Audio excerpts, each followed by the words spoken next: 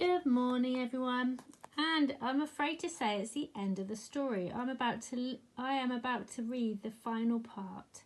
Actually makes me feel quite sad because I think this has been brilliant, and I think Mrs. Hudson has chosen the best book of the year. I've liked this even more than Who Let the Gods Out, I think. Anyway, here goes to the end of the story. And this man, Barney, well, I never seen a grown-up look so sad, and that's the truth. He just looked and looked as if he couldn't believe his eyes. I was shivering next to him, and I thought he was never going to move or stop looking. I thought he was going to stay there all night.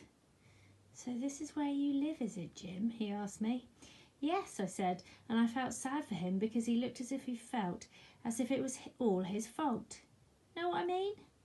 And then he said, "Well, how about that meal I promised you?" And that cheered me up, because I thought he'd forgotten all about that. He started to climb down the wall, skidding a bit because he had boots on, and it's not so easy if you're not in bare feet. He took me to a house and gave me a meal and let me have a hot bath. And do you know what he said? He said, "I'm going to give you a home, Jim." I went back with him next day to the rooftop, and I told the other boys about him. It wasn't long before they all decided to come with me. There's so many boys wanting homes now that he's asking rich people for money to open another house for them. That's why he wanted to know my story, see?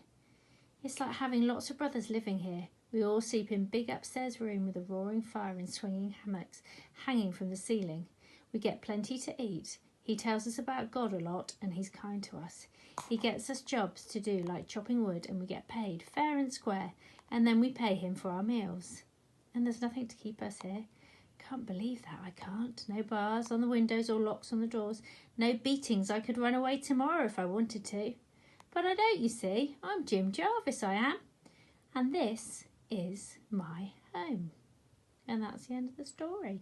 I hope you've enjoyed it as much as I have. I almost want to give Mrs. Hudson a round of applause now. Thank you, Mrs. Hudson, for a fantastic book. And I wonder what our next book will be. Bye.